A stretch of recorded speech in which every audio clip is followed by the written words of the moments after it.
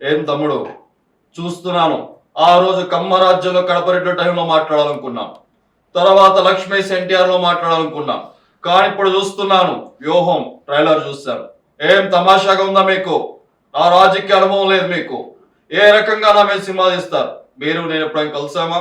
మీకు నాకేమైనా గొడవలు ఉన్నాయా? ఎందుకు నన్ను అంత నెగిటివ్ గా చిత్రీకరిస్తున్నారు? మీ ఉద్దేశం ఏంటి? ఇప్పుడు చంద్రబాబు గారు, నా పాయింట్ ఏంటంటే, ఇప్పుడు నేను పాలిటీషియన్ కాదు, నేను రాజకీయ నాయకుడు. నేను ఒక ఫిల్మ్ మేకర్, ఒక మామూలు సిటిజన్ ఆంధ్రప్రదేశ్ స్టేట్ లో. సో మిమ్మల్ని కలవలేదు, బట్ మిమ్మల్ని కలవాల్సిన అవసరం లేదు కదా. మీరు ఒక పొలిటికల్ లీడరు, 40 years ఎక్స్పీరియన్స్ ఉంది, 3 సార్లు సీఎం చేశారు, సెల్ ఫోన్ మీరే తెచ్చారు, అరేబియా మా సముద్రం కూడా తీసుకురావడానికి ట్రై చేసి మధ్యలో ఎక్కడ అవ్వలేదు. ఇలాంటి రకరకాల హైదరాబాద్ ఇలాంటి కంట్రీ సిటీ లేదు మీరు లేకపోతే. కానీ ఇవన్నీ మీరు చెప్తున్నారు, పాయింట్ 1. దీంతో పాటు ఇంకా ఏమేమి చేశారు ప్రజలు అందరికీ తెలిసిన ఉన్నాయి. మీరు ఎన్టీ రామారావు మీరు ఇప్పుడు ఎలా కొడిసారు, అది ఎలా చేసి ఎన్నో ఉన్నాయి. వాటన్నిటి నుంచి వచ్చిన నా ఇంప్రెషన్ తోటి ఈ సినిమా చేస్తున్నారు. అప్పుడు మీరు ప్రజల్లో ఏం చేస్తున్నారని తెలిసిన నాలెడ్జ్కి నేను మిమ్మల్ని పర్సనల్ కలిసి నేను మాట్లాడి దానిలో నుంచి దాని మీద తీయడం కదా సినిమా. అది నా పాయింట్. అలా కాదు, మీరు ఆ మాదిరిగా చూస్తే జగన్మోహన్ రెడ్డి గారి దగ్గర ఎంత ప్యాకేజ్ తీసుకున్నారు చెప్పండి. మేము అదే ప్యాకేజ్ ఇస్తాము, మమ్మల్ని హైలైట్ గా సినిమా తీయండి మీరు. సార్ మీరు నమ్మిన నమ్మకపోయినా నేను ప్యాకేజ్ కోసం, ఎందుకంటే ప్యాకేజ్ అనేది ఇప్పుడు నేను అలాగూ చెప్తే మీరు ఆల్రెడీ ఫిక్స్ అయిపోయారు కాబట్టి మీరు నమ్మరు. ఓకే, కానీ మీరు ఎంత పెద్ద ప్యాకేజ్ ఇచ్చినా, ఒకవేళ జగన్ గారు ఇచ్చారు అనుకున్నా తీరం. ఎందుకంటే ఎన్టీ రామారావు ఎందుకు తీయగా నామాన్ని తీయట్లేదు. ఎన్టీ రామారావు గారు కొన్న క్యారెక్టర్ని పోర్ట్రేట్ చేయటంలో అక్కడ జరిగిన దాంట్లో దాని మూలాన తీయగలిగా. సిమిలర్ గా నేను ఇప్పుడు జగన్ గారిని పాజిటివ్ గా చూపిస్తున్నానని మీరు అనుకుంటే అది నాకు జగన్ గారి ఇంప్రెషన్, నేను దాన్ని ఎప్పుడు దాయి. ఓకే, సో మిమ్మల్ని హీరోగా పెట్టి సినిమా తీయటం అనేది ప్రపంచంలో స్టీవెన్ స్పీల్బర్గ్, జేమ్స్ కెమెరాన్ వల్ల కూడా అవ్వదు. ఎందుకంటే మీరు ఉన్నదే వినలే మొత్తం మీరు. అందుకని నేను కానీ ఎవరు కానీ మీ మీద సినిమా తీయలేదు. కరెక్ట్ గా మీరు ఎలక్షన్ మూమెంట్ లోనే సినిమా రిలీజ్ చేస్తున్నాం. దాని వల్ల నేను చాలా బాధపడుతున్నా. వారి తర్వాత చూస్తే నా కొడుకుని చాలా కామెడీగా చూపిస్తున్నారు. ఇది ఎంత వరకు కరెక్ట్ అని అడుగుతున్నాను ఈ రోజు. సో ఇప్పుడు ఎలక్షన్ లో తీయడం లేదండి.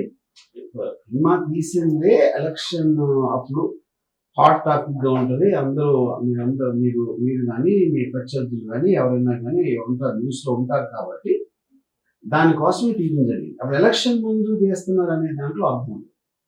ఇకపోతే మీ కొడుకును కామెడీని చూపెడుతున్నాను అని మీరు అంటే, కామెడీని చూపెట్టకపోతే ఇంకా చూపెడతారా?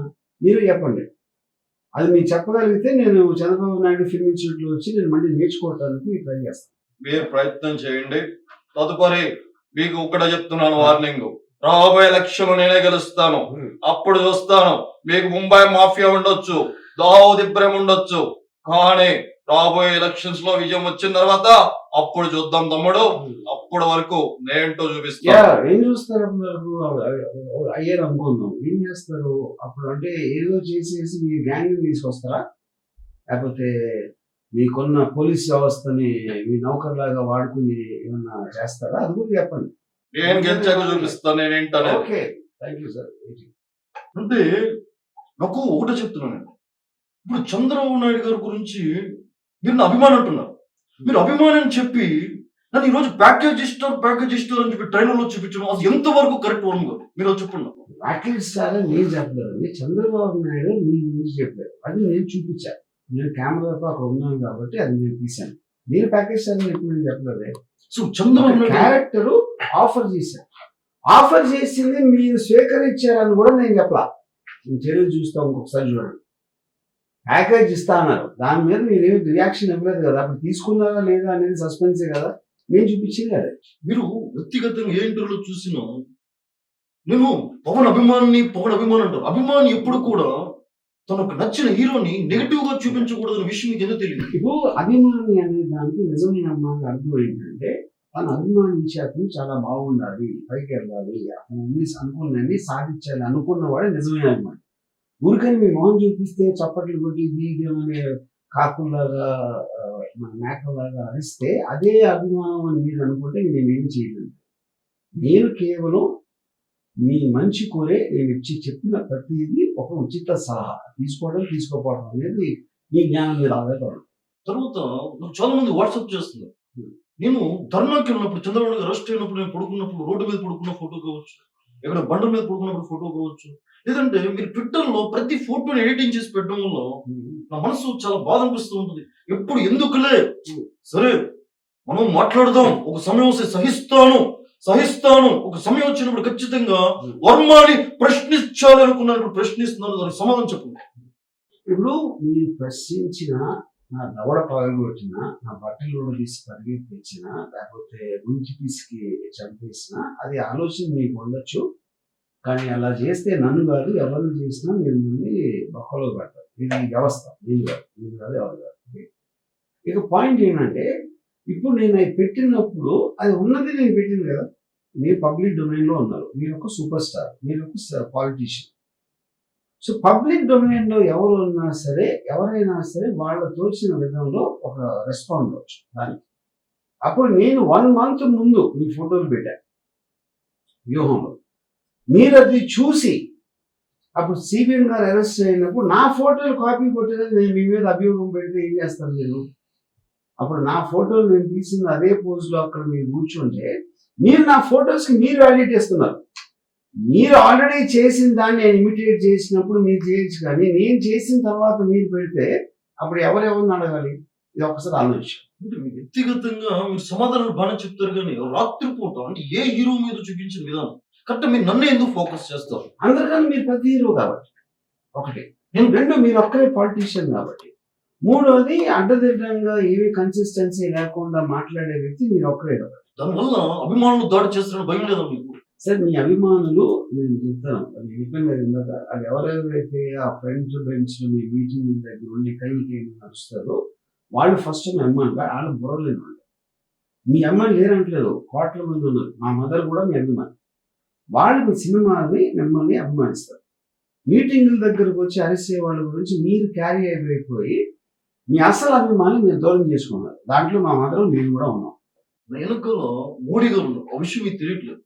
మోడీ గారు లాంటి వ్యక్తిని నేను ఈరోజు ఎంతగానో నేను ఆయన వెనక నుండి ఇదంతా చేస్తున్నా. అనంత గొప్ప వాళ్ళు ఉన్నప్పుడు కూడా మీరు కొంచెం కూడా భయం లేకుండా నా గురించి నెగిటివ్ ప్రచారం చేస్తున్నారంటే, నేను మళ్ళా చెప్తున్నాను, ఈ 29న సినిమా ఏ రకంగా రిలీజ్ అయ్యిద్దో, ఎలా రిలీజ్ చేస్తారో చూస్తా. ఇది ఒకటి. మీరు నేను మోడీ వెనకాల ఉన్నారు. నేను ఏ ఫోటో చూసినా మీరు మోడీ వెనకాల ఉన్నారు. మోడీ వెనకాల లేడు. పాయింట్ 1 అది అక్కడ రాంగ్ ఇన్ఫర్మేషన్. సెకండ్ పాయింట్, ఇది చేస్తా అది చేస్తా మీరు చెప్తానే ఉన్నారు. ఎవరినో బట్టలు ఇప్పిస్తా, లేకపోతే చొడి చేస్తా, చంపేస్తా అని మీరు పొద్దున్న లెగిస్తే పదబ్బాలు పలుకుతూనే ఉంటారు. అది ఎంతవరకు ఒక్కటి కూడా దాని నుంచి రాలేదు.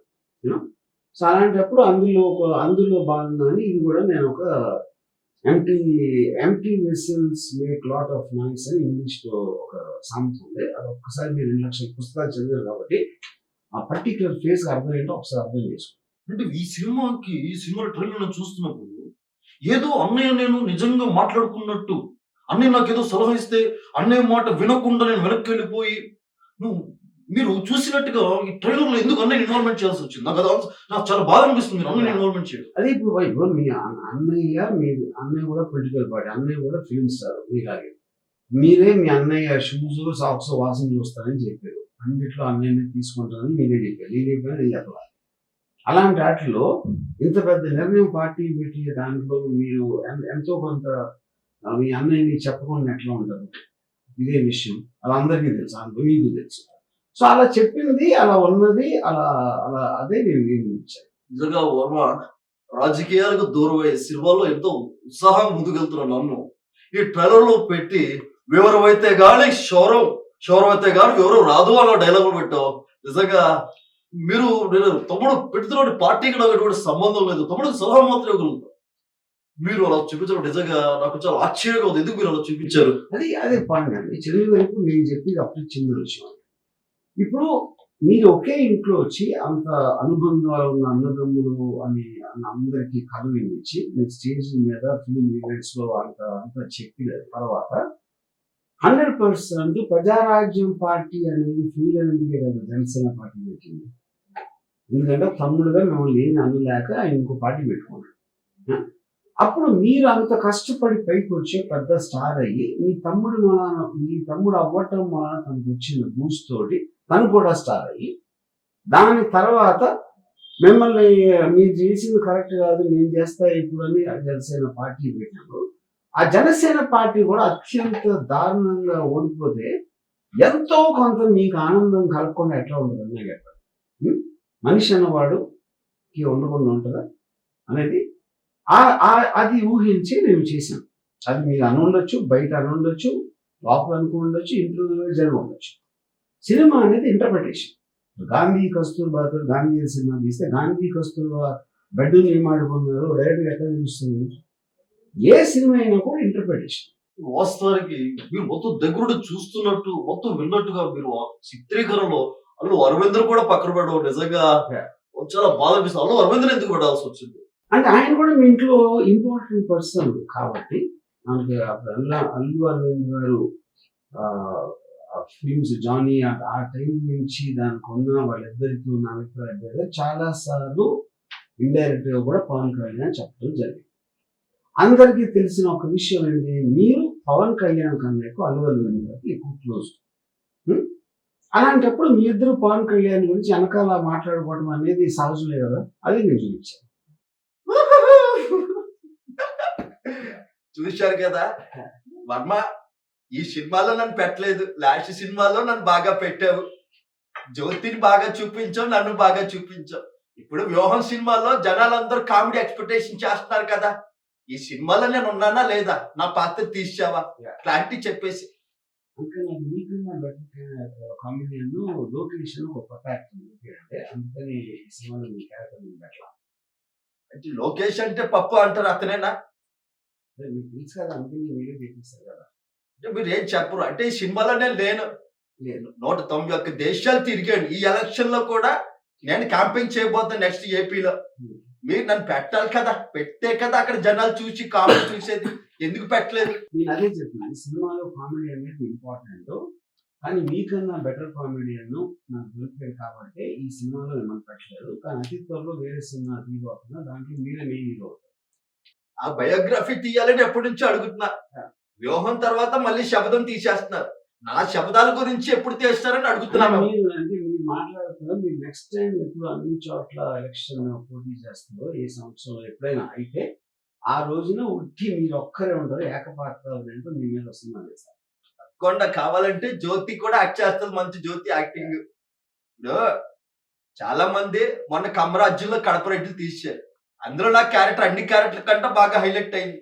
జనాలు కూడా వ్యూహం 29 రిలీజ్ అవుతుంది కదా, ఆ కమెడియన్ తో పాటు లోకేష్ అనే పాత్రతో పాటు పాల్ పాత్ర కూడా పెట్టుంటే బాగుండేదని జనాల ఎక్స్పెక్టేషన్. పాటలను పెట్టారు ఆ సినిమాలో. జనాలు ఎక్స్పెక్ట్ చేస్తున్నారని మీరు అనుకుంటున్నారండి. ఎందుకంటే మీకు వచ్చిన చోట ఓట్ల నంబర్ చూస్తేనే అలాంటి క్రౌడ్ జనాలు అన్ని ఎవరు అందరండి.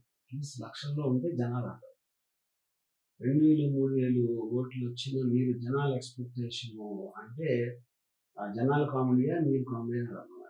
సర్వే జన సుఖినో భవంతు, సర్వజనులు సంతోషంగా ఉండాలని నాన్నగారు ఆశీస్సులతో ఈ రోజు పార్టీని స్థాపించి ఎంతో విజయవంతంగా ముందుకెళ్తున్న సమయంలో వర్మ, అటు నా అల్లుడిని అలాగే బావగారిని నేను ప్రతిసారి నీతో చర్చించాలనుకున్నా. కలిసినప్పుడు బాగానే మాట్లాడతాం, కానీ కరెక్ట్ గా ప్రతి ఎలక్షన్ మూమెంట్ లో మొన్న బావగారు జైలుకి వెళ్ళి వయసు పెద్దవైనా ఎన్నో ఇబ్బంది పడి వచ్చాడు. ఇప్పుడు ఈ చిత్రంలో మళ్ళా ఆయన అలా చూపించడం, అల్లుడు అలా చూపించడం, నా పిల్లల బాధపడడం, ఇవన్నీ అవసరమా తెలుగు పరిశ్రమలో? అవసరం కనుక చేశాను కదండి. అది టోటల్ దాంట్లో మీరు చెప్పిన అన్నింటి దాంట్లో నా టార్గెట్ నేను ఎందుకు తీసాను అన్న దాన్ని ఆబ్జెక్టివ్స్ రీచ్ అవ్వడానికి నేను చేశాను. మీరేమో అంత పెద్ద కుటుంబంలో ఎన్టీ రామారావు గారి కొడుకు మీరు చేసి అక్కడ ఆ టైంలో మీరు మీ ఓన్ ఫాదర్కి మీరు వెన్నుపోటు పొడిసిన వాళ్ళతో మీరు చేరి అవన్నీ చేసి దాని తర్వాత అన్ని సంవత్సరాలు అయ్యాక మీరు ఆహా ఛానల్లో దానికి జస్టిఫికేషన్ ఇవ్వడానికి కూడా మీరు సీరియల్గా ట్రై చేస్తే, నా ఉద్దేశంలో మార్వలిస్టిక్గా మాట్లాడితే రియలిస్టిక్గా కాకుండా అది మీరు ఇంకా పెద్ద వెనుకబడి పొడిచారు సీరియల్ గా కన్నా ఎక్కువ మీ ఫాదర్ అని నా ఉద్దేశం. అంటే తెలుగు చలనచిత్ర పరిశ్రమలో ఎంతో మంది ఉన్నారు, అందరి మీద తీయకుండా కేవలం అంటే ఒక బాలకృష్ణ ఉన్నారు అనే భయం లేదా మీకు? నాకు ఎవరి మీద భయం లేదండి. నేనంటే నేను కూడా భయపడ్డాను. దాని తర్వాత నాకు తెలియదు అది. సో పాయింట్ అది ఇప్పుడు నేను మీకు సినిమా తీయను, మీరు నాకు చేయరు, నాకు అది లేదు. ఇంకా పర్సనల్ గా నేను ఒక సిటిజన్ గా నా ఒపీనియన్ చెప్తున్నాను సినిమా. కేవలం ఎందుకు బావగారిని మాత్రమే టార్గెట్ చేయాల్సినటువంటి పరిస్థితి, చాలా రాజకీయ నాయకులు ఉన్నారు, ఎన్నో ఉన్నాయి. నేను కూడా పార్టీలో కీలకమైనటువంటి వ్యక్తిగా ఉన్నాను. అలాగే ఆయన అల్లుడు పాదయాత్ర చేస్తున్నాను. ఈ వ్యూహం ట్రైలర్ లో మొత్తం అల్లుడు జంతుకులు తిన్నట్టుగా అది చిత్రీకరించడం, తర్వాత బావగారిని అన్ని ఎందుకు ఈ తెలుగు పరిశ్రమ అంటేనే మన ఇద్దరం ఒక అన్న తమ్ముళ్ళలాగా కళామతని బిడ్డలాగా ఉండాలి. ఏ డైరెక్టర్ చేయని పని కేవలం మీరు మాత్రమే చేస్తున్నారంటే అది తెలుగు సినీ పరిశ్రమలో ఎంతవరకు సమన్వయం? ఇప్పుడు మీరే పవన్ కళ్యాణ్ గారికి వచ్చే వాళ్ళు ఆలోచన అంటారు మీరే. లేదా బ్రెడ్ వేరు బ్రీడ్ వేరు అని మీరే అంటారు. సెగ్రిగేషన్ చేసినంత ఫస్ట్ మీరు ఫస్ట్ ఆఫ్ ఆల్. దాని తర్వాత తెలుగు ఇండస్ట్రీ అంతా కళామ తల్లి అంటే మీరే పాయింట్ 1. దాని తర్వాత జంతుకల్ జ్యోతి అంటున్నా చూపిస్తున్న అల్లుడిని అంటే నేను చెప్పాను అది లొకేషన్ నేను చెప్పాలి. మీరు అనుకుంటే మీకు తెలుసు కాబట్టి మీరు ఎందుకు అనుకుంటున్నారు, కానీ ఎప్పుడు తింటా ఉంటాం మీరు చూశారు కాబట్టి మీరు ఇన్ఫర్ చేస్తారు. అప్పుడు అది మిమ్మల్ని మీరు ప్రశ్నించుకోవాల్సిన ప్రశ్న నన్ను అడగటం కాదు. చివరిగా సూటి ప్రశ్న, ఎందుకు చంద్రబాబు అంటే ఇష్టం లేదు, ఎందుకు జగన్మోహన్ రెడ్డి అంటే మాత్రం ఇష్టం? ఎందుకు మీరు జగన్మోహన్ రెడ్డికి మిగతా ఇప్పటికీ చాలా చిత్రాలు లక్ష్మీ ఎన్టీఆర్ ఆ సమయంలో కూడా చాలా ఆవేశపడినటువంటి సందర్భం, మరలా ఇప్పుడు ఇది ఎందుకు దీనికి క్లియర్ ఆన్సర్ అండి. December 29th మీరు ఏదైనా మీ చాలా విలువైన సమయంలో 2 గంటలు కేటాయించి వ్యూహం సినిమా చూస్తే మీకు క్లియర్ కట్ సమాధానం చేస్తాను. సరే, నేను కూడా పెద్ద బడా నిర్మాతనే, ఉదయం నేనే ఒక ఎన్టీఆర్ ఆర్ట్స్ తరపు నుంచి మీకు ఇస్తాను. నాన్నగారి మీద ఒక అద్భుతమైన బయోపిక్ తీయండి. రాజశేఖర రెడ్డి గారు చేసిన తప్పు ప్రచారం అలా ఎందుకు కేవలం వైఎస్ కుటుంబాన్ని మాత్రమే హైలైట్ చేస్తూ సినిమాలు తీయడం, నాన్నగారి చరిత్రను చెప్పలేకపోవడం, బావగారిని నడిపించడం ఎందుకు? వర్మ గారు చాలా ఆవేశంతో అడుగుతున్నా మిమ్మల్ని. డెఫినెట్ గా మంచి ఐడియా అండి. అప్పుడు మీరు చంద్రబాబుతో కలిసి మీ ఇద్దరూ కలిసి మీ ఫాదర్ని ఎలా వెన్నుపోటుకొచ్చారు అనే ఒక దాని మీద చాలా డీటెయిల్ గా సినిమా తీయడానికి మంచి డ్రామా ఉంటుంది. అది మీరే ప్రొడ్యూస్ చేస్తానంటే నాకు ఏమాత్రం అభ్యంతరం.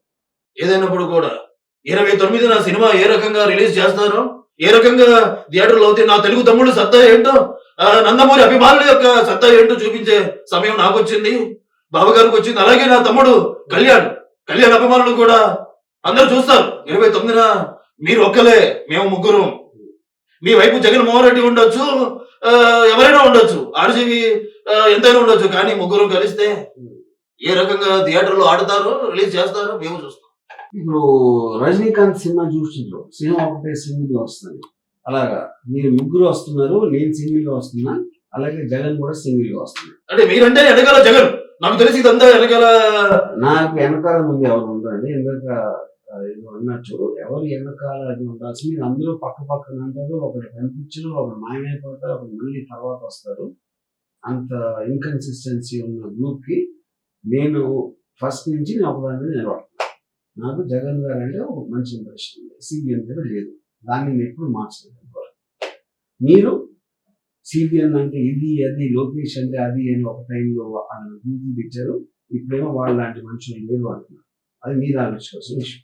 సరే, 29లో చూద్దాం. సై అంటే సై, ఎవరు గెలుస్తారో, ఏ రకంగా ఒకవేళ సెన్సార్ వాళ్ళు సమయం మీకు ఇచ్చిన 29న థియేటర్కి వచ్చిన, థియేటర్కి జనాలు రావాలి, ఆ థియేటర్లో సినిమా పడాలి. అప్పటి వరకు సమస్తం యుద్ధానికి సిద్ధంగా మేము ఉన్నాము, మీరు కూడా సిద్ధంగా ఉండండి. ఇప్పుడు డైలాగ్ చెప్పడానికి అఖండ కాదు, లెజెండ్ కాదు, ఇది రియల్ లైఫ్. రియల్ లైఫ్ లో కూడా ఎన్నో రియల్ లైఫ్ లో హీరోలు అనే వాళ్ళు ఉండవు, వ్యవస్థ అనేది ఉండదు.